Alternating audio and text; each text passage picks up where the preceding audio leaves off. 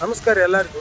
ಆರೋಗ್ಯ ರೇಟು ಕಲ್ಕೇರಿ ರಸ್ತೆ ಸರಿ ಇಲ್ಲ ಅಂತ ವಿಡಿಯೋ ಮಾಡಕ್ಕಿದೆ. ಅದರ ಪ್ರತಿಫಲ ಪ್ಯಾಚ್ ವರ್ಕ್ ಮಾಡಿದ್ದಾರೆ. ಅದನ್ನು ಯಾವ ರೀತಿ ಮಾಡಿದ್ರು ಅಂದ್ರೆ ನೋಡ್ರಿ, ಇಲ್ಲಿ ಡಾಂಬರ್ ಹಾಕಿ ಅದನ್ನ ರೂಲ್ ಹೊಡಿದಾನೆ ಹಂಗೆ ಹೋಗಿದ್ದಾರೆ. ಇದನ್ನು ಬೇಕಂತ ಮಾಡಿದ್ರು ಬೇಡ ಅಂತ ಮಾಡಿದ್ರು ಗೊತ್ತಿಲ್ಲ.